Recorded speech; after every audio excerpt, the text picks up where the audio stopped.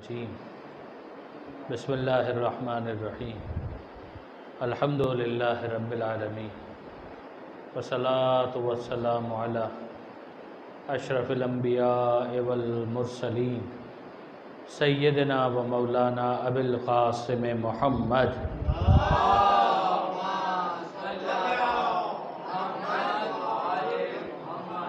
وَأَهْلِ بَيْتِهِ الطَّيِّبِينَ الطَّاهِرِينَ الْمَعْصُومِينَ الْمَظْلُومِينَ الْمُنْتَجَبِينَ الْمُنْتَخَبِينَ الْمَيَامِينَ لَا سِيَّمَا عَلَى الْإِمَامِ الْمُنْتَظَرِ وَالْحُجَّةِ الثَّانِيَةِ عَشَرَ الَّذِينَ أَذْهَبَ اللَّهُ عَنْهُمُ الرِّجْسَ وَطَهَّرَهُمْ تَطْهِيرًا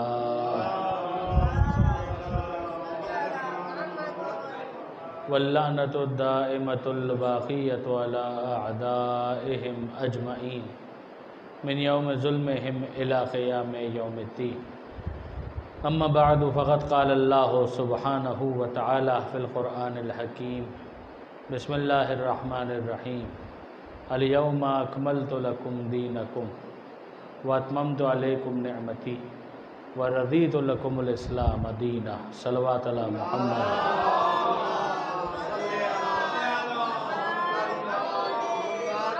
برادران عزیز و خاران محترم، آپ سب کی خدمت میں عید اللہ الاکبر، عید سعید، عید غدیر کی مبارکباد اور عید مباہلہ کی بھی مبارکباد. پروردگار عالم ان عیدوں کے صدقے میں اور ان شخصیات کے صدقے میں جو ان عیدوں سے متعلق ہے، جن کی ولایت کا ذکر ہے ان عیدوں میں، جن کا نفس رسول بن گیا اور جن کی نسبت پروردگار عالم کے ساتھ ہے، ان کے صدقے میں خداوند متعال سب کی دعاؤں کو مستجاب فرما اور جو حاجتیں ہیں ان تمام حاجتوں کو برلا. درود بھیجے گا محمد و آل محمد.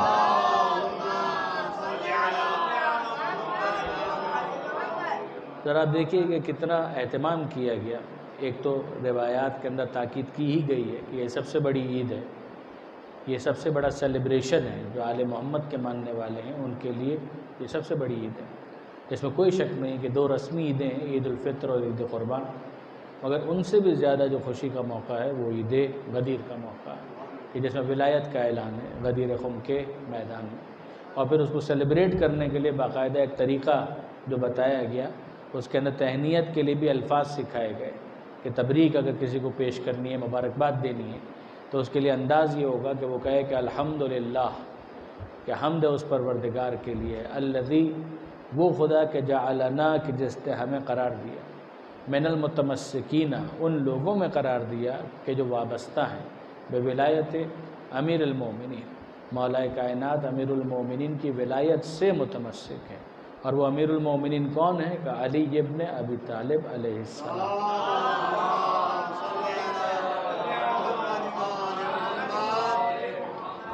اس میں اگر آپ غور فرمائیں تو جو الحمدللہ کا لفظ ہے، جو الحمدللہ کا یہ ترکیب کا معاملہ یا الحمدللہ کا جو فریز ہے، وہ عام طور پر استعمال ہوتا ہے پروردگار عالم کی حمد اور تعریف کو بیان کرنے کے لیے کہ انسان جب خدا کا شکر ادا کرنا چاہے تو الحمدللہ کا لفظ استعمال کرے. یہ اس کا دوسرا فائدہ ہے.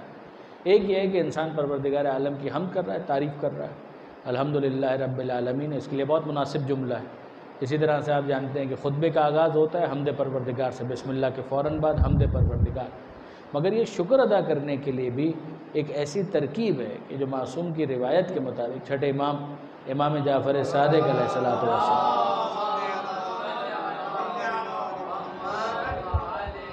کہ شکر پروردگار ادا کرنے کے لیے یوں تو انسان بہت سے الفاظ کہہ سکتا ہے.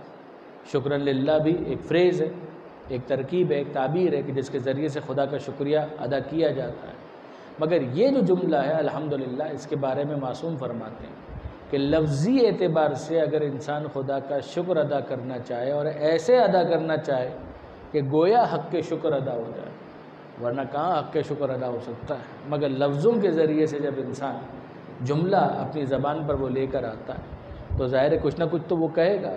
تو وہ جملہ کون سا ہے کہ جو بالکل اس مطلوب کو، مقصود کو، معنی کو، مفہوم کو، مراد کو ادا کرنے کے لیے سب سے زیادہ مناسب اگر کلمہ کہا جائے تو امام نے یہ ارشاد فرمایا کہ وہ یہ جملہ ہے الحمدللہ.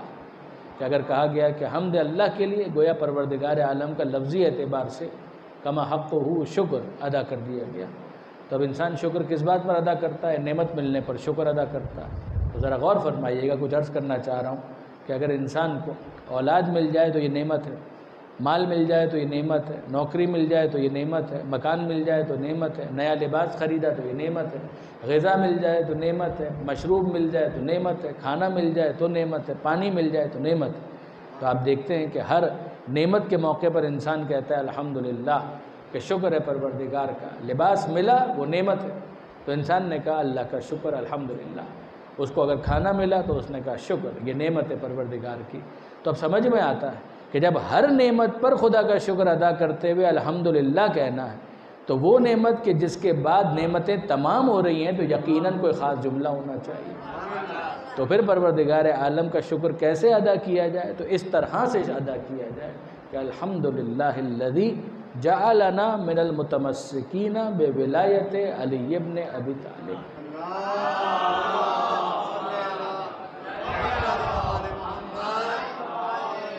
کہ جب نعمتوں کا اتمام ہو رہا ہے تو پھر اس کے بعد ہونا یہ چاہیے کہ اس نعمت کا بھی ساتھ میں ذکر کر دیا جائے کہ یہ نعمت کون سی ہے کہ جس کے اوپر اس موقع پر شکر ادا کیا جا رہا ہے۔ الذی جعلنا من المتمسکین، ہمیں وابستہ قرار دیا۔ یہ تمسک کا لفظ اگر آپ کے ذہن میں ہو تو یقیناً حدیث ثقلین میں بھی یہ تمسک کا لفظ آیا ہے، وہاں پر عمومیت کے ساتھ آیا ہے، قرآن اور اطرت دونوں کے ساتھ، انی تارک فیکم الثقلین، کہ جہاں پیغمبر اکرم نے یہ ارشاد فرمایا کہ میں تمہارے درمیان دو چیزیں گراں قدر، وزنی، بھاری چیزیں چھوڑ کر جا رہا ہوں، ایک اللہ کی کتاب، کتاب اللہ ہے، و اطرتی اہل بیتی، اور دوسرے میری اطرت، میرے اہل بیت۔ ما ان تمسکتم بہما، جب تک تم ان دونوں سے متمسک رہو گے، یہ وہی تمسک ہے جو وہاں پر آیا، جب تک تم ان دونوں سے متمسک رہو گے ہرگز ہرگز گمراہ نہ ہوں گے۔ یعنی یہ حیران کن بات ہے کہ پیغمبر اکرم نے اس جملے کو الگ بھی ارشاد فرمایا، لیکن اگر آپ غدیر خم کا جو خطبہ ہے اس پر غور فرمائیں تو وہاں پر آپ کو یہ دونوں جملے ایک ساتھ نظر آئیں۔ یعنی خود صحیح مسلم کے اندر صاحب کتاب نے جو مولا کائنات کے فضائل کا باب ہے اس میں جب ذکر کیے احادیث تو غدیر خم کا ذکر کیا، اور غدیر خم کے جلسے کا ذکر کیا، اور غدیر خم کے جلسے میں پیغمبر اکرم کے بیان کا ذکر کیا، اور اس بیان کے ضمن میں حدیث ثقلین کو بھی بیان کیا، حدیث ولایت کو بھی بیان کیا۔ حدیث ثقلین کی یہی الفاظ تقریباً، اور پھر اس کے ساتھ ساتھ من کنت مولا ہو فعلی مولا، کہ جس جس کا میں مولا اس کے علی مولا۔ تو یہ آپ کو صحیح مسلم کے اندر بھی دونوں جملے ایک ساتھ نظر آئیں گے، وہاں پر بھی تمسک کا ذکر ہے، وہاں پہ قرآن اور اہل بیت دونوں کے ساتھ تمسک کی بات ہے، اور یہاں پر فرد فرید و وحید و اول فرد جو سلسلہ اہل بیت و اطرت کی ہو سکتی ہے وہ امیر المومنین کی ہے، تو ان کا تعارف کروایا گیا اس جملے کے ذریعے سے کہ جب خدا کا شکر ادا کرو تو اس تمسک کو بھی یاد رکھو کہ ولایت کو ماننے کا مطلب یہی ہے کہ تم ان سے تمسک اختیار کر رہے ہو، ان سے وابستگی اختیار کر رہے ہو۔ درود بھیجیے گا محمد و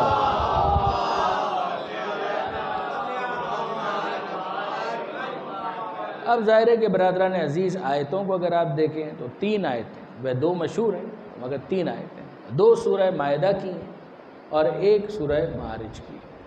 2 سورہ مائدہ کی جو آیتیں ہیں ان میں سے پہلی آیت وہ تو آغاز ہی میں آپ کو مل جائے گی، اور دوسری آیت آیت نمبر 67، وہاں پر پروردگار عالم نے کچھ بیان کیا۔ اچھا، اب عجیب بات یہ ہے کہ سورہ مائدہ کو مائدہ کیوں کہتے ہیں؟ اس لیے کہ دسترخوان کا ذکر ہے۔ اس دسترخوان کا اگر آپ تفصیلی احوال پڑھنا چاہیں تو یہ کافی آگے جا کر سورہ مائدہ کے اختتام سے کچھ پہلے حضرت مسیح علیہ السلام کی جو دعا ہے اس دعا کے اندر یہ لفظ آیا۔ ان کے حواریوں نے خواہش کی کہ آپ خدا سے یہ دعا مانگو کہ ہمارے لیے آسمان سے مائدہ نازل فرما۔ مائدہ کا مطلب ہوتا ہے دسترخوان، اور دسترخوان نازل کرنے کی انہوں نے دعا مانگی۔ تو حضرت عیسیٰ علیہ السلام نے دعا مانگی، اور اس دعا کے اندر الفاظ یہ تھے کہ اے پروردگار انزل علینا مائدۃ من السماء، کہ اے پروردگار ہمارے لیے آسمان سے مائدہ نازل فرما۔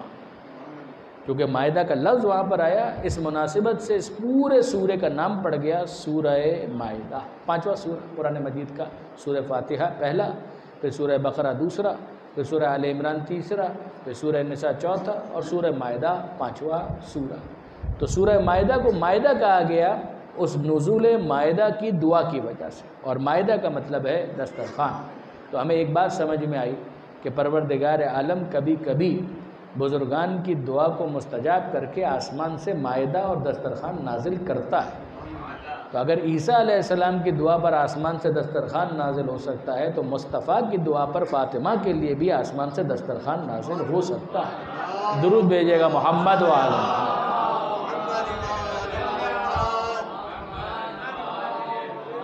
یہ میں نے اس لیے کہا کہ خاص طور پر اگر آپ غور فرمائیں تو اس طرح سے ہوتا ہے، بہت سے افراد اعتراض کرتے ہیں، وہ کہتے ہیں کہ یہ کیا غیر معمولی، تو غیر معمولی بات ہی کو کرامت اور معجزہ کہا جاتا ہے۔ جو معمول کے معاملات ہوتے ہیں اس میں تو ظاہر ہے وہ بھی یقیناً پروردگار کی نشانیاں ہیں، ایسا نہیں ہے کہ وہ نشانی نہیں ہے، کہ جو معمول کے معاملات ہوتے ہیں، مثلاً آپ انصافاً غور فرمائیے کہ زمین کے اندر انسان نے بیج کو بو دیا اور پھر کھاد ڈال دی، پانی ڈال دیا، دیکھ بھال کی، تو اس کے بعد پھر زمین سے کوپل برآمد ہو گئے، ایک درخت اگایا اور اس کا پھل اور اس کی فصل اور انسان اس سے استفادہ کرے، غلہ بنائے، اناج اگائے اور پھر اس کے بعد اسے لے کر آئے، ہارویسٹ کرے، تھریش آؤٹ کرے، پھر اس کے بعد اس سے سالن بنا لے اور اپنی غذا کا اہتمام کرے۔ تو نشانی تو یہ بھی ہے، نشانی تو یہ بھی ہے کہ وہ کون ہے کہ جو زمین کا سینہ چاک کر کے اس طرح سے کوپل کو برآمد کر رہا ہے، نشانی تو یہ بھی ہے، مگر ایک ہے عمومی نشانی اور ایک ہے خصوصی نشانی۔ معجزات اس خصوصی نشانی کو کہتے ہیں جو معمول کے واقعات نہیں ہوتے، اسی لیے اس کو کہتے ہیں غیر معمولی، ایکسٹرا آرڈنریلی، یعنی ایک معاملہ جو آرڈنری واقعے کے طور پر ہے کہ روز کا، وہ بھی یقیناً نشانی ہے پروردگار، لیکن پروردگار عالم کی بعض وہ نشانیاں کہ جو روٹین سے ہٹ کر ہوں اور پھر وہ نشانی بن جائے، اسی کو معجزہ کہا جاتا ہے، وہ پروردگار عالم کی خاص نشانی ہوتی ہے۔ تو زمین سے غلے کا اگنا یہ بھی نشانی ہے، مگر آسمان سے مائدہ کا نازل ہونا یہ خاص نشانی ہے، آسمان سے دسترخوان کا نازل ہونا یہ پروردگار کا خاص معجزہ، ایک کرامت ہے جو پروردگار عالم کسی کے مرتبے اور مقام کو ظاہر کرنے کے لیے پیش کرتا۔ مگر یہاں پر ایک اور چیز جو بہت انٹرسٹنگ ہے وہ یہ کہ بعض افراد یہ بھی اعتراض کرتے ہیں کہ جناب عیدیں تو بس دو ہو سکتی ہیں، عید فطر اور عید قربان، یہ غدیر عید کیسے ہو گئی، مبائلہ عید کیسے ہو گئی؟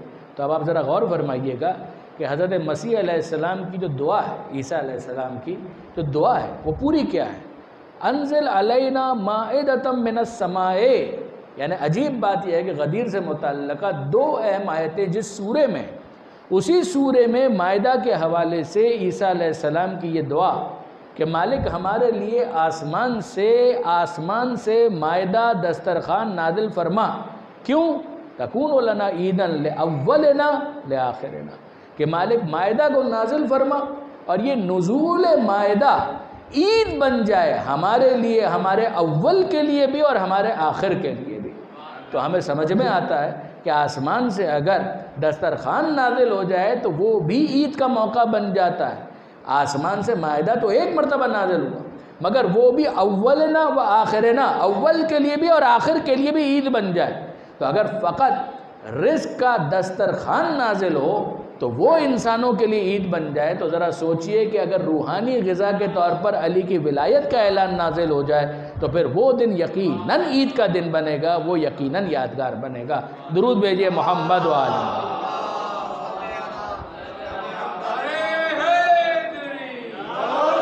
اور خاص طور پر جب دین کے مکمل ہونے کا اعلان کیا جا رہا ہے۔ اب ذرا آئیے ان دو آیتوں کی طرف خاص ہم توجہ کریں کہ پروردگار عالم نے ارشاد فرمایا کہ یا ایھا الرسول بلغ، اے رسول بلغ، پہنچا دیجئے۔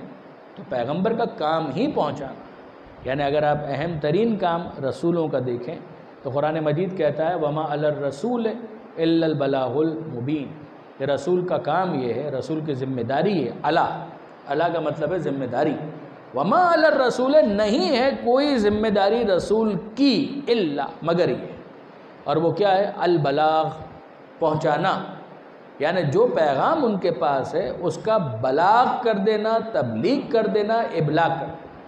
یہ الفاظ اردو میں بھی استعمال ہوتے ہیں، ذرائع ابلاغ۔ اور ذرائع ابلاغ کا مطلب کیا ہوتا ہے؟ یعنی وہ میڈیم کہ جس کے ذریعے سے کسی بات کو امپارٹ کیا جا سکے، ٹرانسمٹ کیا جا سکے، ٹرانسفر کیا جا سکے۔ کمیونیکیٹ کیا جا سکے، اسے کہا جائے گا ذریعہ ابلاغ۔ ذرائع ابلاغ اسی کی جمع ہے، یعنی sources of communication, medium of communication. تو پیغمبر کی ذمہ داری کیا ہے؟ کہ پیغمبر کی ذمہ داری یہ ہے کہ وما علی الرسول الا البلاغ المبین، کہ رسول کے ذمے پر ہے کہ وہ بلاغ کرے، اور بلاغ ایمبیگوس نہیں ہونا چاہیے۔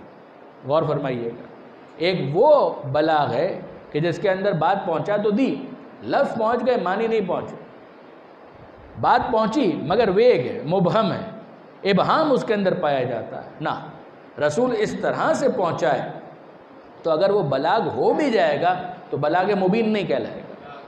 بلاغ مبین کا مطلب ہے جس کے اندر طبیان ہو، جس کے اندر وضاحت ہو، جس کے اندر کلیئرٹی ہو، جو ایکسپلیسٹ ہو، جو مبہم نہ ہو، جس کے اندر ابہام اجمال نہ ہو، ویگ نہ ہو، کلر یا تصویر بلر نہ ہو، اس کے اندر کلیئرٹی ہونی چاہیے۔ کہ یہ ہے رسول کی ذمہ داری کہ وما علی الرسول الا البلاغ المبین۔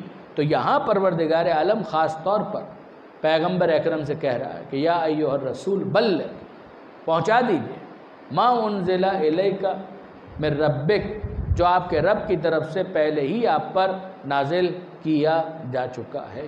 یعنی کوئی ایک پیغام ہے کہ جس کے اوپر پروردگار عالم کی طرف سے اتنا اصرار ہے کہ حبیب یہ پیغام پہنچا دیجئے۔ وَإِن لَمْ تَفْعَلْ، اور اگر آپ نے نہیں پہنچایا فَمَا بَلَّغْتَ رِسَالَتَهُ، تو آپ یہ سمجھیے کہ گویا آپ نے کچھ بھی نہیں پہنچایا، رسالت کا کوئی کام آپ نے انجام نہیں دیا۔ وہی بلغتا، فما بلغتا، یعنی جو ماضی میں آپ نے پہنچایا کچھ نہیں پہنچایا۔ اگر یہ نہیں پہنچایا تو بلغ ما انزل الیک من ربک، کہ جو آپ کے رب کی طرف سے آپ کو دیا جا چکا ہے وہ پہنچا دیجیے۔ اگر یہ نہیں پہنچایا تو ماضی میں جو کچھ پہنچایا وہ بھی گویا آپ نے نہیں پہنچایا۔ یہ پروردگار عالم کا اصرار ہے۔ اس کا مطلب کیا ہوا برادران عزیز؟ اس کا مطلب یہ ہوا کہ جو اب پیغمبر اکرم پہنچا رہے ہیں وہ بڑے کام کی چیز ہے، وہ بڑے کام کی بات ہے کہ جو پیغمبر اکرم پہنچا رہے ہیں۔ یہ خاص طور پر میں کیوں کہہ رہا ہوں کہ دیکھیے، یعنی ایک دیندار انسان کی حیثیت سے آپ مجھ سے کبھی توقع بھی نہیں کر سکتے کہ میں نماز کے خلاف کبھی کوئی بات کروں گا، معاذ اللہ، میں روزے کے خلاف کبھی کوئی گفتگو کروں گا، معاذ اللہ، حج کے خلاف، زکوٰۃ کے خلاف۔ یہ ساری وہ چیزیں ہیں کہ جو یقیناً بڑی اہم عبادتیں ہیں، جو پروردگار عالم کو مطلوب ہیں، مقصود ہیں، پروردگار چاہتا ہے کہ جو دیندار افراد ہیں وہ اس پر عمل کریں۔ مگر یہ بڑی بدقسمتی ہوگی کہ اگر کبھی ولایت پر گفتگو ہو تو کوئی اعتراض کرتے ہوئے یہ کہہ دے کہ صاحب آپ کام کی بات نہیں کر رہے۔ اگر یہ کہہ دیا جائے کہ اگر ولایت پر گفتگو ہو رہی ہے تو اس کا مطلب یہ ہے کہ آپ کام کی بات نہیں، کام کی بات کیا ہے کہ عبادت کی بات کیجئے، عمل کی بات کیجئے۔ عمل کی بات یقیناً کام کی بات ہے، اس سے انکار نہیں ہے، مگر ذرا غور فرمائیے کہ یہ کتنے کام کی بات ہے کہ جس کے بارے میں پروردگار کہہ رہا ہے کہ حبیب اگر یہ نہیں پہنچایا تو گویا کوئی کام کی بات آپ نے نہیں پہنچائی۔ یہ آپ پہنچائیں گے تو مان لیجئے کہ یہ اتنے بڑے کام کی بات ہے کہ اس بڑے کام کو انجام دینے کے بعد باقی سارا کام اپنے مقام پر قبول ہو جائے گا اور پروردگار کے نزدیک ایکسیپٹیبل ہوگا۔ درود بھیجئے محمد و آل محمد۔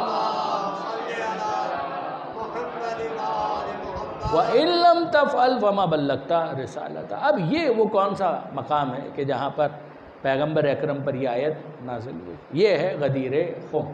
اب اگر آپ روٹ کو لیں تو ایک راستہ ہے مکہ جانے کا اور ظاہر ہے کہ ایک راستہ ہے مکہ سے واپس آنے کا، مگر حاجی حضرات جتنے بھی ہیں وہ جب بھی پہنچیں گے مکہ معظمہ تو ان کو میقات سے ہو کر گزرنا۔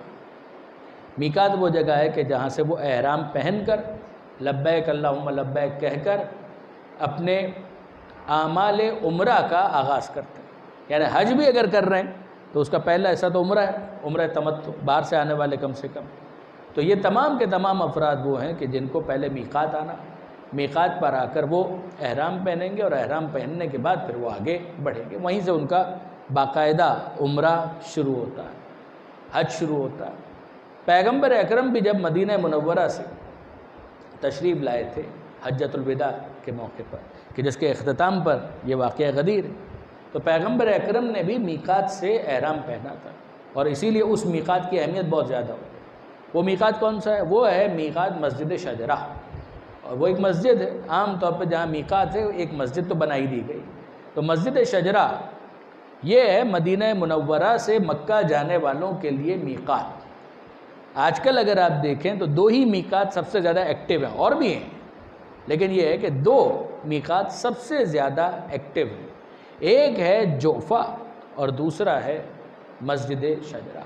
عام طور پر جب پاکستان سے لوگ جاتے ہیں تو وہ اگر جدہ اتر رہے ہیں تو جدہ اترنے کے بعد وہ عام طور پر جوفہ کی طرف چلے جاتے ہیں، جیسے کہ جوفہ قریب ترین میقات ان کو پڑتا ہے۔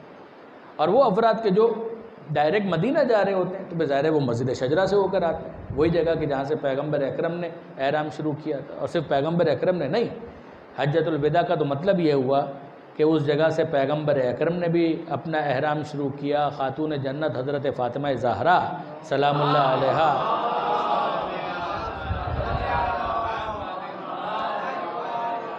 انہوں نے بھی اپنا احرام وہیں سے شروع کیا، امام حسن امام حسین نے بھی اپنا احرام وہیں سے شروع کیا، اور بہت سارے افراد، اس لیے کہ اعلان عام تھا پیغمبر اکرم کی طرف سے کہ بھئی ہم حج پر جا رہے ہیں، تو بہت سارے افراد تھے، انہوں نے جب یہ ندا سنی تو احرام کا ارادہ کیا اور مسجد شجرہ سے انہوں نے اپنا احرام شروع کیا۔ ایک باقاعدہ پوری اس کی ایک تفصیل ہے کہ جب وہاں پر لوگ آ رہے تھے تو کس طریقے سے لبیک لبیک لبیک کی صدائیں ہر طرف بلند ہو رہی تھی۔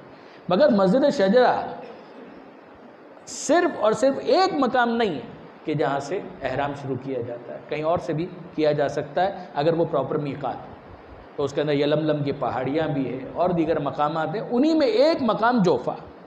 یہ جو جوفہ کا مقام ہے کہ جہاں سے احرام شروع کیا جاتا ہے، اسی کے قریب وہ مقام ہے، ایگزیکٹلی وہ نہیں لیکن اسی کے قریب وہ مقام ہے کہ جس کا نام ہے غدیر خم۔ یعنی اگر آپ انٹرنیٹ کے اوپر، کتابوں میں تو خیر یہ ہے ہی، لیکن اگر آپ انٹرنیٹ پر بھی غدیر کی تفصیل پڑھنا چاہیں گے تو جو مفصل جہاں پر بیان آپ کو ملے گا وہاں پر آپ کو جوفہ کا حوالہ ضرور ملے گا کہ جوفہ کے قریب وہ مقام تھا کہ جس کو غدیر خم کہا جاتا تھا، اور وہاں پر پیغمبر اکرم نے اس قافلے کو ٹھہرایا تھا اور روکا تھا۔ اب ظاہر ہے کہ یہ کب ہو رہا ہے؟ پیغمبر اکرم جب آ رہے تھے مکہ کی طرف تب تو حضور مسجد شجرہ سے احرام شروع کر کے مکہ کی طرف عازم سفر ہوئے۔ یہ ہے بات واپسی کی، یعنی ہوتا یہ ہے کہ مسجد شجرہ سے جب آپ احرام پہن کر آگے بڑھیں تو آج بھی یہ ہوتا ہے کہ جوفہ کے قریب سے گزرتے ہیں، لیکن چونکہ ذمہ داری یہ ہوتی ہے کہ جو پہلا میقات ہے اسی سے انسان اپنا احرام شروع کر لے، تو مسجد شجرہ ہی سے احرام شروع کیا جاتا ہے۔ اب واپسی پر جب پیغمبر اکرم جا رہے تھے، عازم سفر ہو رہے تھے واپسی کی طرف، تو جوفہ تک جب یہ پہنچا قافلہ، جوفہ سے قریب غدیر خم کے موقع پر، تو وہاں پر ظاہر کہ سب ایک ساتھ تو نہیں چل رہے تھے، ہوتا یہ ہے کہ کوئی پہلے آتا ہے کوئی بعد میں آتا ہے۔ یہ تو محفل میں بھی ایسا ہی ہوتا ہے کہ کچھ افراد ہوتے ہیں کہ جو پہلے سے آتے ہیں، کچھ افراد ہوتے ہیں جو تھوڑا تاخیر سے آتے ہیں۔ تو وہاں پر بھی یہی تھا کہ قافلے چل رہے ہیں، مگر قافلے جو چل رہے ہیں تو کچھ آگے بڑھ گئے ہیں اور کچھ پیغمبر اکرم کے ساتھ ساتھ اور کچھ ابھی پیغمبر اکرم سے پیچھے ہیں۔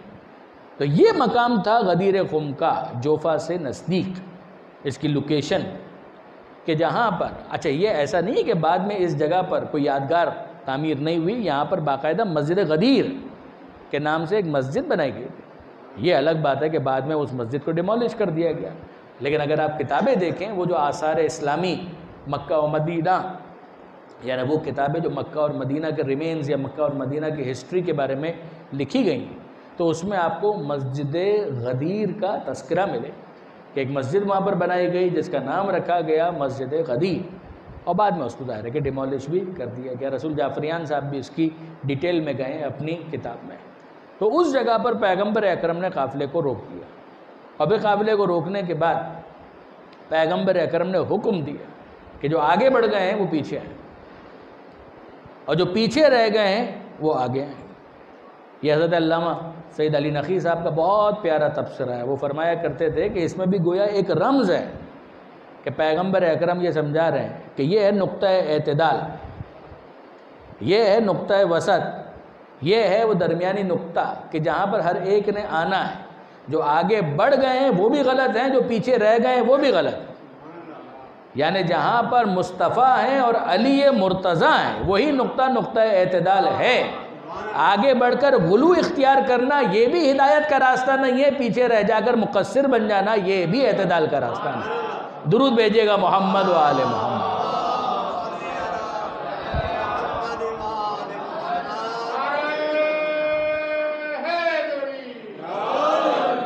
تو آپ غور فرمائیے برادران عزیز کہ اس کے بعد پھر پیغمبر اکرم کا جو اہتمام کہ آپ دیکھیں، اگر یہ پیغمبر اکرم کے اعلان کی حد تک اگر دیکھیں تو اعلان اس سے پہلے کئی مرتبہ پیغمبر اکرم کر چکے ہیں۔ ایسا نہیں ہے کہ اس سے پہلے ولایت امیر المومنین کا اعلان نہ ہوا۔ آیا ولایت نازل ہو چکی، انما ولیکم اللہ، اللہ تمہارا ولی ہے، رسول ولی ہے، والذین آمنوا والذین یقیمون الصلاۃ ویؤتون الزکاۃ وہم راکعون، اور وہ کہ جو اللہ کا رسول تمہارا ولی ہے اور وہ صاحبان ایمان کہ جو حالت رکوع میں زکوٰۃ دیتے ہیں۔ تو مصداق تو علی کے سوا کوئی دوسرا نہیں، یعنی اس کے اوپر مفصل بحث ہوئی، کتابیں لکھی گئیں۔ تفاسیر کے اندر بھی آپ کو ملے گا کہ یہ آیت مولا کائنات کی شان میں نازل ہوئی۔ علامہ سائم چشتی، یعنی چونکہ ریسنٹلی میں ان کی کتاب دیکھ رہا تھا، ان کی کتاب یعنی وہ شیعہ نہیں ہے، علامہ سائم چشتی بہت بڑا نام ہے اور وہ شیعہ نہیں ہے، مگر انہوں نے بڑی علمی کتاب لکھی مشکل کشا، کتاب کا نام ہے مشکل کشا، 2 جلدوں میں، وہ دونوں ایک ساتھ شائع ہوئی اور اتنی موٹی جلد 1000 صفحے کی تقریباً وہ کتاب۔ تو اس کے اندر انہوں نے ان آیتوں پر کچھ آیتوں پر بحث کی، تو ان میں سے ایک آیت یہی آیہ ولایت بھی انما ولیکم اللہ والی، تو اس کے اندر انہوں نے بحث کرتے ہوئے اہل سنت عالم ہونے کے باوجود وہ سارے حوالے اکٹھے کر دیے اور انہوں نے کہا کہ یہ کیا بغض ہے کہ جو آیت علی کی شان میں نازل ہو رہی ہے اس کو ادھر ادھر کرنے کی کیوں کوشش کی جا رہی ہے۔ پھر اس کے بعد اگر آپ دوسری تفاسیر دیکھیں تو اس میں آپ کو یہ ملے گا کہ یہ آیت نازل ہوئی، اس کے بعد پھر سوال کیا گیا کہ کیا کہا جاتا ہے کہ یہ علی کی شان میں نازل ہوئی، تو جواب یہ ملا کہ ہاں بھائی علی بھی مومنین میں سے تو ہیں، یہاں پر صرف مومن ہونے کا ذکر نہیں ہے، وہ مومن کے جو حالت رکوع میں زکوٰۃ دیتا ہے وہ تو صرف اور صرف علی ہے، ہر مومن کی بات نہیں ہو رہی ہے۔ درود بھیجیے گا محمد و آل محمد۔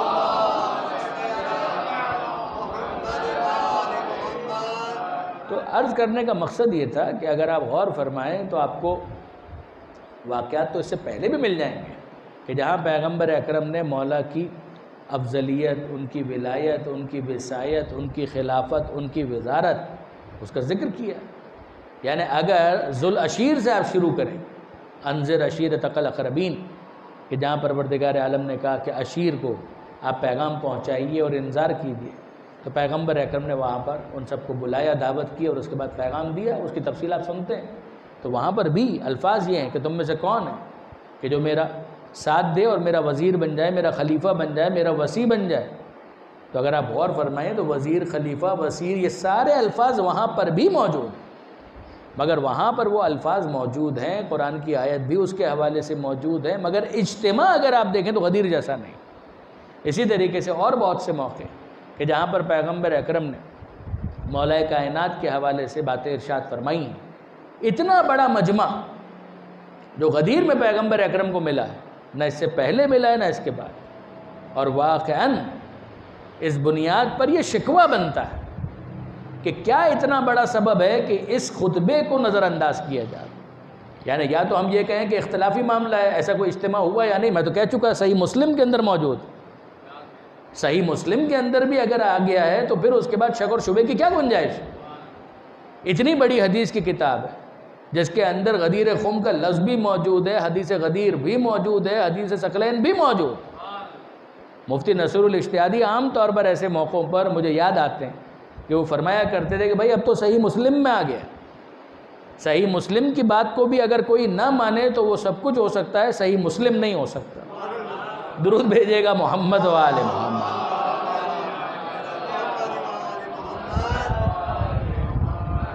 تو صحیح مسلم کے اندر بھی موجود ہے، دیگر کتابوں کے اندر بھی موجود ہے، تواتر موجود۔ یعنی حیران کن بات یہ ہے کہ 4 افراد اگر کسی بات کو بیان کریں تو اس کا اتنا چرچا ہو، اور اگر 1 لاکھ صحابہ کرام کہیں پر موجود، 1 لاکھ اس سے بھی زیادہ، تو اگر آپ لفظ میں بحث کرنا چاہیں تو کرتے رہیں کہ اس لفظ کا کیا مطلب ہے، مگر حیات النبی کے ایک اہم واقعے کے طور پر کہ اتنے بڑے مجمع میں پیغمبر اکرم نے کچھ ارشاد فرمایا ہے تو اس چیز کو کیوں محفوظ نہیں کیا جاتا، کیوں اس کا ذکر نہیں ہوتا ہے؟ یعنی میں پوچھنا چاہتا ہوں کہ مجھے کوئی بتائے کورس کی کتابوں میں اتنا اصرار اس بات پر کیوں ہے کہ حجۃ الوداع کا جو خطبہ ہے اسے کہا جائے last sermon of the holy prophet, آپ انصاف سے مجھے بتائیے، پیغمبر اکرم کا آخری خطبہ، ارے وہ آخری خطبہ نہیں ہے، صحیح مسلم گواہی دے رہی ہے کتاب کہ اس کے بعد بھی پیغمبر اکرم نے اتنا بڑا خطبہ اتنے بڑے مجمع میں ارشاد فرمایا، تو آپ کا اتنا اصرار اس بات پر کیوں ہے کہ وہ آخری خطبہ تھا؟ وہ آخری خطبہ نہیں تھا، منشور ضرور تھا، خطبہ آخر نہیں تھا۔ اگر مجمع کے اعتبار سے دیکھنا ہے تو بھی آخری خطبہ پیغمبر اکرم کا بنے گا غدیر خم کا خطبہ، ورنہ اس کے علاوہ بھی پیغمبر اکرم نے مسجد میں آنے کے بعد بھی، مدینہ منورہ آنے کے بعد مسجد میں کچھ نہ کچھ خطبے تو ارشاد فرمائے، مگر مجمع کے اعتبار سے اگر اتنا بڑا مجمع، تو غدیر خم جتنا مجمع تو پیغمبر اکرم کو نہ پہلے ملا نہ بعد میں ملا۔ یہیں پر ایک تبصرہ اور بھی میں آپ کی خدمت میں عرض کر دوں برادران عزیز، کہ میں نے کہیں یہ سنا، ایک اعتراض کیا گیا کہ بھئی پیغمبر اکرم اگر علی کی خلافت بیان کرنا چاہتے تو پھر پیغمبر اکرم کو حجۃ الوداع کے خطبے میں اس بات کا اعلان کرنا چاہیے تھا، اور سبحان اللہ، یعنی اب پیغمبر اکرم آپ سے مشورہ لے کر اعلان کریں گے، تو پیغمبر اکرم آپ سے مشورہ پہلے کریں گے کہ مجھے کہاں پر اعلان کرنا ہے، وہ حکم خدا کے پابند ہیں۔ وہ کہتے ہیں کہ اگر وہاں کہہ دیا ہوتا پیغمبر اکرم نے تو ہم مان لیتے۔ ارے صاحب، آپ کے ماننے کا کیا ہے؟ آپ اگر ماننے پر آئیں تو 25 لوگ اگر سقیفہ میں جمع ہو جائیں تو اس کو اجماع کہہ کر حجت مان لیتے ہیں، اور نہ ماننے پر آئیں تو غدیر میں 1,00,000 لوگوں کے درمیان رسول اعلان کرے تو سنت مان کر حجت نہیں قبول کرتے۔ درود بھیجیے، درود بھیجیے گا محمد و آل محمد۔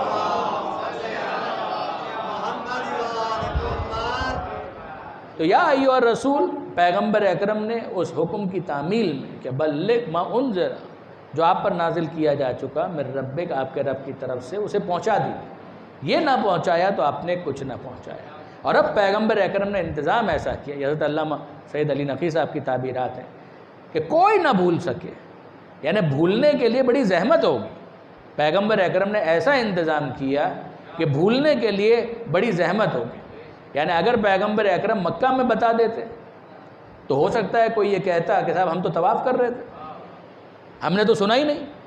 ہو سکتا ہے کوئی کہتا کہ ہم تو نماز پڑھ رہے تھے، ہم نے تو سنا ہی نہیں۔ کوئی ہو سکتا ہے کہہ دیتا کہ ہم صفا اور مروہ کے درمیان صحیح کر رہے تھے، ہم نے تو سنا ہی نہیں۔ کوئی کہتا ہے احرام کی سختی کی وجہ سے ہم تو دائیں بائیں ہو گئے تھے، لہٰذا ہم نے تو سنا ہی نہیں۔ پیغمبر اکرم نے اہتمام یہ کیا کہ ان تمام مراحل سے گزارنے کے بعد جب سب مکے سے بھی باہر آ گئے تو اس موقع پر رکنے کا حکم دیا، کہا جو آگے ہیں وہ پیچھے آئیں، جو پیچھے ہیں وہ آگے آئیں۔ جب سب جمع ہو گئے تو اب اتنے بڑے واقعے کو بھولنا بہت مشکل ہے۔ یہ دیکھیے برادران عزیز، حج ہم نے بھی کیا ہے، آپ میں سے بھی کتنے ہی افراد حج کر چکے ہوں گے۔ 40 دن 35 دن گزارنے کے بعد جب مراسم حج اور مناسک حج مکمل ہو جاتے ہیں تو جلدی ہوتی ہے گھر پہنچیں، جلدی ہوتی ہے کہ گھر پہنچیں۔ اڑ کر انسان اپنے وطن پہنچنے کی فکر میں ہوتا ہے کہ بیوی بچوں کے پاس پہنچیں، ان کو اپنی شکل دکھائیں، ان کی شکل دیکھیں، جو سوغات لے کر آئیں ان تک پہنچائیں، ان کے سامنے سفر کا تذکرہ کریں، یہ تمام باتیں کریں۔ غور فرمائیے گا برادران عزیز کہ جب سب کو گھر پہنچنے کی جلدی ہے تو پیغمبر اکرم کہتے ہیں رک جاؤ، اور کہتے ہیں کہ جو آگے ہیں وہ پیچھے آئیں، جو پیچھے رہ گئے ہیں وہ آگے آئیں۔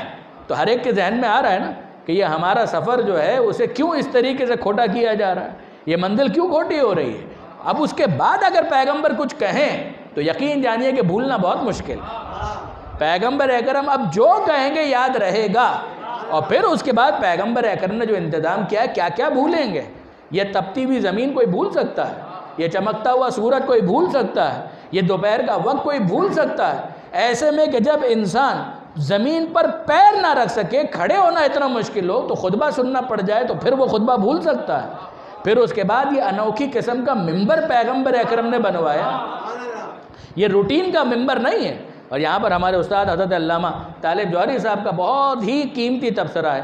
وہ فرمایا کرتے تھے کہ پیغمبر اکرم نے لوگوں سے کہا کہ ممبر بناؤ، تو لوگوں نے کہا حضور کہاں سے ممبر بنائے، جو ممبر بنتا تھا وہ ایسا تو ہی نہیں ہوتا تھا، یہاں صحرا میں ہم ممبر کہاں سے لے کر آئیں۔ تو پیغمبر اکرم نے کہا کہ میں بتاتا ہوں، یہ پالان شتر ان کو اتارو اور ان کو ایک کے اوپر ایک اس طرح سے پائل اپ کرو تاکہ وہ ممبر بن جائے۔ پیغمبر اکرم نے ممبر بنانا سکھایا اور یہ بھی سمجھا دیا کہ جان لو کہ تم وہ ہو کہ جنہیں ممبر بنانا بھی نہیں آتا، تو جنہیں ممبر بنانے کا حق نہیں ہے انہیں صاحب ممبر بنانے کا حق کیسے دیا جا سکتا ہے۔ درود بھیجئے محمد و آل محمد۔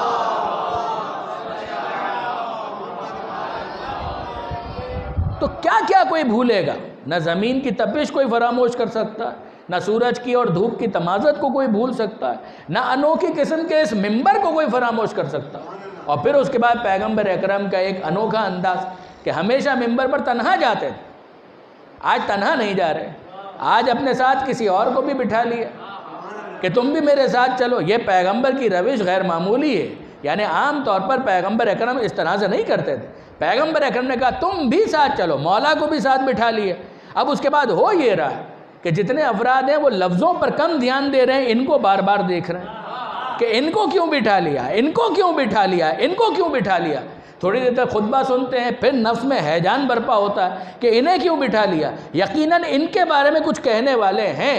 اور واقعاً جب آمدم برسر مطلب وہ موقع آیا کہ جو ان کے حوالے سے خاص اعلان تھا وہ کرنے کا ارادہ فرمایا، تو اب اس کے بعد اس بات کو بھولنا تو بہت مشکل ہے جو ان سے متعلق ہے۔ اب پیغمبر اکرم کی روش و طریقہ کار کیا ہے کہ پیغمبر اکرم نے اپنے ہاتھوں پر بلند کر دیا۔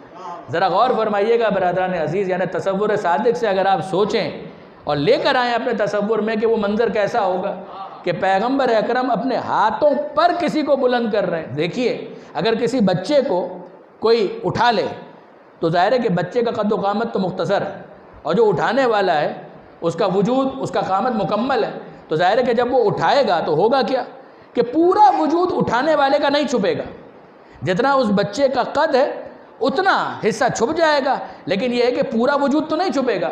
لیکن اب آپ مجھے بتائیے کہ اگر کوئی پورے قد و قامت کا انسان اٹھایا جا رہا ہے تو اس کا مطلب کیا ہے؟ اس کا مطلب یہ ہے کہ پیغمبر اکرم نے جب مولا کو اٹھا لیا اپنے ہاتھوں پر، تو اب مولا کا وجود آگے ہے، پیغمبر اکرم کا وجود حجاب میں، یا دوسرے لفظوں میں کہوں کہ نور حجاب نور میں آ گیا۔ اب جب پیغمبر اکرم نے اٹھایا اور پیغمبر کا پورا وجود چھپ گیا تو گویا پیغمبر نے مرقع کھینچ دیا کہ آج کے اس منظر سے سمجھ لو کہ اگر میں نہ رہوں تو یہی ہوگا۔ درود بھیجیے گا محمد و آل محمد۔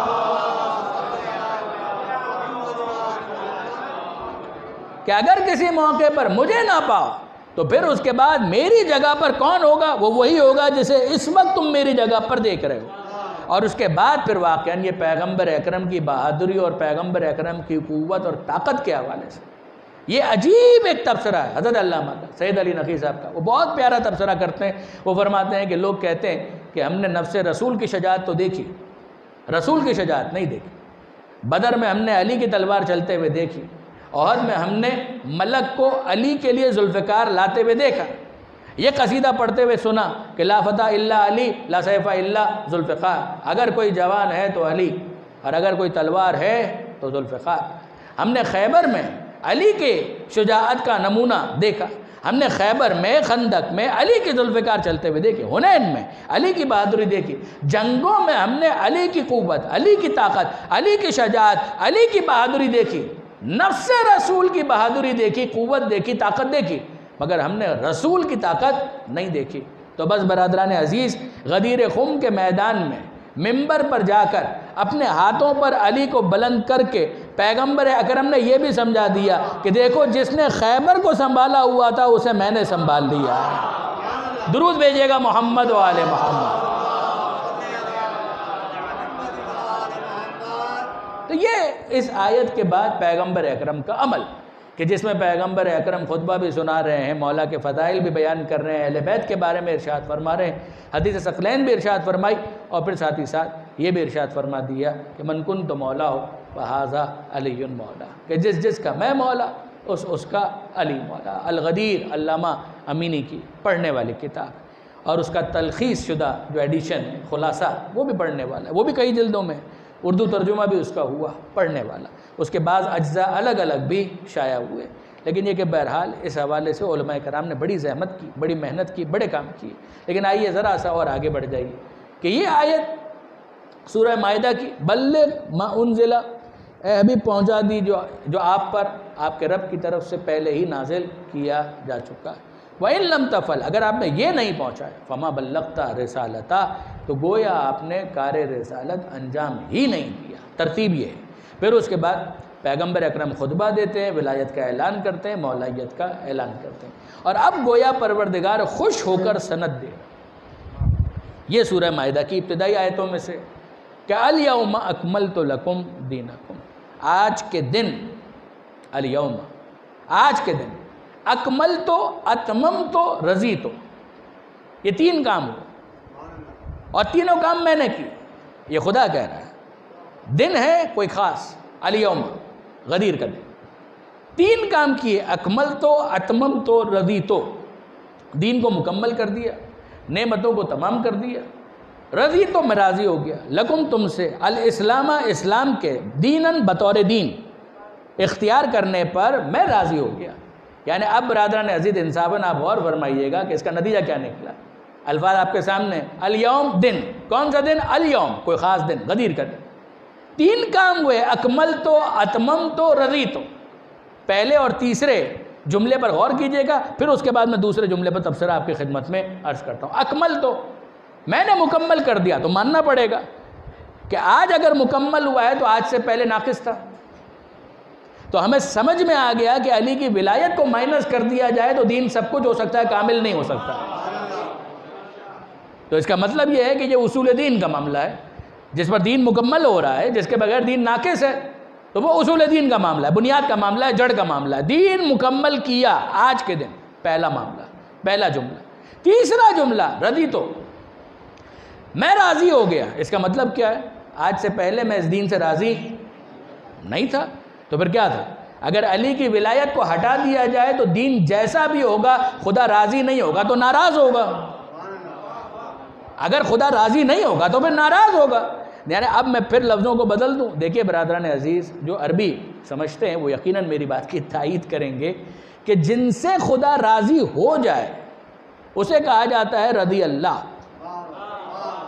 یہ یا خبر ہے یا دعا ہے۔ اگر ماضی کی خبر ہے کہ خدا راضی ہو گیا تو خبر ہے، اور اگر دعا دینا جب خدا راضی ہو، ایک دعا کا انداز بھی ہوتا ہے، ہم کہتے ہیں سلمہ، خدا ان کو سلامت رکھے، تو رضی اللہ، خدا ان سے راضی ہوا، یہ خبر ہے، خدا ان سے راضی ہو جائے یہ دعا ہے۔ یہاں پر کیا ہے؟ پروردگار کہہ رہے ہیں میں راضی ہو گیا، تو اب یہ دین کیا ہے؟ اب یہ دین ہے رضی اللہ۔ تو ہمیں سمجھ میں آیا کہ علی کی ولایت کے بعد دین رضی اللہ بنتا ہے، یعنی علی کی ولایت کے بعد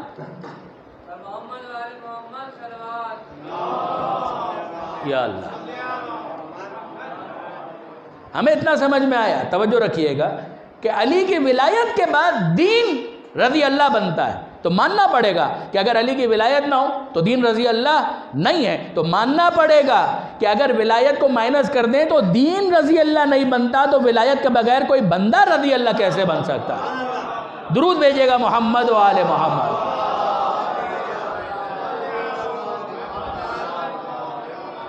اب برادران عزیز آخری بات، یہ اکمل تو پہلا جملہ، وہ رضی تو وہ تیسرا جملہ، اور درمیان میں دوسرا جملہ وہ ہے اتمم تو۔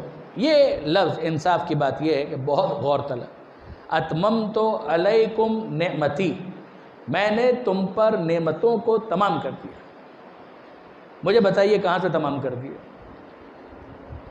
سوال ہے، لائٹر نوٹ پر میں آپ کے سامنے ایک سوال رکھ رہا ہوں کہ میں نے نعمتوں کو تمام کر دیا۔ تمام کا مطلب کیا ہے؟ تمام کا مطلب ہے ختم کر دینا، یعنی اب اس کے بعد کوئی نعمت نہیں آئے گی۔ تو واقعاً ایسا ہے، یہ مشاہدے کے خلاف ہے۔ آغاز کلام میں نے آپ کے سامنے گزارش کی تھی کہ نعمتیں کیا کیا ہیں، بہت ساری نعمتیں ہیں۔ سورہ نحل 16واں سورہ، اس کا نام ہی ہے نعمتوں والا سورہ۔ پروردگار عالم نے کتنی نعمتیں گنوائی، اور ہمارے مشاہدے میں بصارت نعمت ہے، سماعت نعمت ہے، وجود نعمت ہے، اولاد نعمت ہے۔ تو یہ سب کچھ غدیر کے بعد کسی کو حاصل نہیں ہوا۔ ہم یہ کہیں نعمتیں تمام ہو گئیں تو فل اسٹاپ لگ گیا، اس کے بعد کوئی اور نعمت نہیں ہے۔ کیا یہ مطلب ہے اس کا؟ اگر یہ مطلب ہے تو مشاہدے کے خلاف۔ اتممت علیکم نعمتی، میں انصاف کی بات آپ کی خدمت میں عرض کروں کہ ایک عرصے تک، یعنی جب نئے نئے طالب علم بنے تھے تو قرآن مجید کی آیتوں پر غور و فکر کرنے لگے، تو اس لفظ پر، آیت تو مانوس آیت ہے نا، ہم لوگ بچپن سے سنتے ہوئے چلے آ رہے ہیں، علماء سے، خطباء سے، کتابوں میں پڑھتے ہوئے آ رہے ہیں، تو یہ لفظ جو ہے واضح نہیں تھا کہ اتممتوں کا مطلب کیا۔ یہاں پر جناب استاد محترم مرحوم علامہ طالب جوہری صاحب واقعاً یاد آتے ہیں. ان کے سامنے میں نے یہ کوشچن رکھا تھا جب انہوں نے اجازت دی نشست و برخاست کی, تو ان کے سامنے میں نے یہ سوال رکھا. میں نے کہا حضور یہ لفظ سمجھ میں نہیں آتا, اتممت علیکم نعمتی, نعمتوں کو تمام کر دیا. تو نعمتوں کو تمام کر دیا اس کا مطلب یہ ہے کہ فل اسٹاپ, تو اس کے بعد کوئی نعمت نہیں. تو کیا اس کے بعد اولاد اس دنیا میں نہیں آ رہی؟ کیا اس کے بعد رزق نہیں مل رہا؟ کیا اس کے بعد لباس نیا تیار نہیں ہو رہا؟ کیا اس کے بعد سماعت, بصارت, ہاتھ پیر, یہ ساری نعمتیں نہیں مل رہی؟ یہ ہوا نعمت نہیں ہے؟ یہ باغ نعمت نہیں ہے؟ یہ اگتی ہوئی فصلیں یہ نعمت نہیں ہے؟ یہ زمین, آسمان, آسمان سے برستا ہوا پانی, بارش, برسات, میںہ, یہ سب نعمت نہیں ہے؟ یہ سب نعمتیں ہیں. اور خدا کہہ رہا ہے نعمت تو ہم تمام کر چکے ہیں, اتممت علیکم نعمتی. تو اس کا مطلب کیا ہے؟ ریکنسائل آپ کیسے کریں گے ان دونوں کے درمیان؟ وہاں کہا کہ نعمت تمام کر دی, مشاہدہ یہ ہے کہ نعمتیں تو آ رہی ہیں. تو اب اس کے بعد کسی نے تبصرہ کیا, انہوں نے کہا کہ جناب سیاق و سباق بھی تو دیکھیے, غدیر کی بات ہو رہی ہے, تو غدیر کا مطلب ہے نعمت ولایت, نعمت ہدایت, نعمت ولایت, نعمت ہدایت. نبوت تو پیغمبر اکرم پر ختم ہو گئی, وہاں پر لفظ ہے ختم, خاتم النبیین, وہاں پر لفظ ہے ختم, خاتم. لیکن یہاں پر ہے اتمام. اب مجھے بتائیے کہ اگر ولایت اور ہدایت غدیر میں ختم ہو رہی ہے تو اس کا مطلب کیا ہے؟ کہ علی کے بعد اب کوئی اور ولی نہیں ہوگا, کوئی اور ہادی نہیں ہوگا. ہو سکتا ہے کہ بادی نظر میں تو آپ کو بہت اچھا لگے, مگر انصاف سے مجھے بتائیے کہ اگر علی کے بعد ولایت کسی اور کو نہیں مل رہی تو امام حسن, پھر امام حسین, پھر سید سجاد, پھر امام باقر, پھر امام صادق, حضرت حجت, ان سب کے بارے میں آپ کیا ارشاد فرمائیں گے؟ تو بات تو وہ بھی نہیں ہے. اتممت علیکم نعمتی, نعمت کو تمام کر دیا. دیکھیے اکمل تو سمجھ میں آ رہا ہے, رضی تو سمجھ میں آ رہا ہے, یہ اتممت میں نے تمام کر دیا, فل اسٹاپ لگا دیا. عام نعمتیں وہ تو آ رہی ہیں, مشاہدہ ہے. نعمت ولایت, نعمت ہدایت ختم ہو گئی؟ نہیں, ختم تو نہیں ہوئی. علی کے بعد حسن, حسن کے بعد حسین, سلسلہ تو آگے بڑھ رہا ہے. تو اب برادران عزیز اس کو آپ ریکنسائل کیسے کریں گے؟ تو حضرت علامہ نے جو ارشاد فرمایا وہ میں آپ کی خدمت میں عرض کروں اور اپنی بات کو مکمل کر لوں. انہوں نے بہت ہی پیارا تبصرہ ارشاد فرمایا, واقعاً ان کو سوٹ کرتا ہے کہ وہ یہ تبصرہ کریں. انہوں نے کہا میاں ایسا ہے کہ اتممتو ہمیشہ خاتمے کے معنی میں نہیں آتا. تو میں نے کہا حضور پھر کس معنی میں؟ تو فرمانے لگے اتممتو اتمام تسلسل کے معنی میں بھی آتا ہے. یعنی کیا مطلب؟ ہم نے نعمت کو تمام نہیں کیا, اردو والا تمام. اتممتو یعنی ہم نے نعمت کو مسلسل کر دیا. میں نے کہا حضور اگر یہ مطلب ہے تو بات تو بالکل واضح ہے, لیکن یہ مطلب اس لفظ سے نکلے گا کیسے؟ یعنی یہ تو ایک دعویٰ ہے نا کہ اس لفظ کا ایک مطلب یہ بھی ہے. اس کے لیے عربی میں ایک اصطلاح استعمال ہوتی ہے شاہد مثال, یعنی ایک گواہی کہ کہیں کلام عرب کے اندر کسی جگہ پر کوئی ایسا موقع کہ جہاں پر یہ لفظ اس معنی میں استعمال ہوا, وہ اگر مل جائے تو اس کو پیش کیا جائے گا اور پھر یہ کہا جائے گا کہ جناب دیکھیے یہ مثال موجود ہے, لہٰذا یہ لفظ اس معنی میں استعمال ہوتا ہے. اس کے لیے علامہ نے کئی آیتیں پیش کی قرآن مجید کی. یعنی ضروری نہیں تھا کہ اس لفظ کے اس مطلب کو سمجھانے کے لیے آیت پیش کی جاتی, عربی کا شعر بھی پیش کیا جا سکتا تھا, لیکن نہیں. یہ ہے ان کی گریٹنس کہ انہوں نے اس موقع پر آیتیں ہی پیش کی. اور میں ساری آیتیں آپ کے سامنے نہیں عرض کر رہا, صرف ایک آیت کہ جب اہل جنت اتمام تسلسل کے معنی میں, یہ ہے بحث. اتممت علیکم نعمتی, نعمتیں تمام کر دی یعنی نعمتوں کو مسلسل کر دیا, نعمتوں کو کنٹینیو کر دیا, نعمتوں کے اندر کنسسٹنسی پیدا کر دی, تسلسل پیدا کر دیا. یہ مطلب نکلے گا کیسے اس لفظ سے؟ کہا سنیے, اہل جنت جب جنت کی طرف جا رہے ہوں گے تو قرآن کہہ رہا ہے اے پروردگار, ان کی دعا ہوگی, اور وہ دعا کیا ہے؟ اتمم لنا نورنا, اے مالک ہمارے لیے اس نور کو جو تو نے ہمیں عطا کیا ہے تمام کر دے. تو وہ کیا دعا مانگ رہے ہیں؟ کیا وہ یہ کہہ رہے ہیں کہ مالک سارا نور ایک ساتھ چمکے اور اس کے بعد اندھیرا ہو جائے؟ غور فرمایا آپ نے, اتمم لنا نورنا, ہمارے لیے نور کو تمام کر دے. کیا وہ یہ کہنا چاہ رہے ہیں کہ سارا نور ایک ساتھ چمکا اور پھر اس کے بعد اندھیرا ہو جائے؟ نہیں, وہ یہ دعا مانگ رہے ہیں کہ مالک ہم جا رہے ہیں, یہ نور دائمی قرار دے, ہمارے ساتھ جنت میں یہ اس طرح سے رہے کہ کبھی تاریکی ظلمت اندھیرا نہ آنے پائے. یہ ہے اتمام سے تسلسل کے معنی کے لیے شاہد مثال۔ اب اس کے بعد جا کر دیکھیے اتممت علیکم نعمتی، ہم نے نعمتوں کو تم پر تمام کر دیا، یعنی علی کی ولایت کا اب یہ صدقہ ہے کہ نعمت ولایت علی پر ٹھہرے گی نہیں، علی سے اس کا آغاز ہوگا، حسن تک جائے گی، حسن کے بعد حسین تک، یہاں تک کہ مہدی تک یہ ولایت کی روشنی پہنچے گی، قیامت آ جائے گی، دنیا نعمت سے خالی نہیں ہوگی۔ درود بھیجے گا محمد و آل محمد۔ بس برادران عزیز، میں نے آپ کو زحمت دی، 2 آیتیں اور ایک اور آیت، سأل سائل بعذاب واقع، انشاءاللہ پھر کبھی پروردگار عالم سے دعا ہے کہ مالک اس قلیل عبادت کو اپنی بارگاہ میں قبول فرما، عید سعید غدیر کے صدقے میں صاحبان ایمان کی تمام دعاؤں کو، حاجتوں کو اپنی بارگاہ میں پورا فرما، مرادوں کو برلا، اے مالک تجھے واسطہ محمد و آل محمد کا، بیماروں کو شفا عطا فرما، کرونا کی وبا کا خاتمہ فرما، بے روزگاروں کو رزق حلال عطا فرما، آل محمد کے ماننے والوں کو ایک دوسرے کے دکھ درد میں، خوشی اور غم میں شریک رہنے کی توفیق عطا فرما، زمانے کے امام کے ظہور میں تعجیل فرما، ہمیں ان کے اعوان و انصار میں شمار فرما۔ ربنا تقبل منا انک انت السمیع العلیم وتب علینا انک انت التواب الرحیم۔ ظاہر ہے کہ نہ مصافحہ نہ معانقہ، مگر بہرحال غدیر کی خوشی، اس خوشی کے اظہار کے لیے 3 مرتبہ درود بھیج دیں محمد و آل محمد۔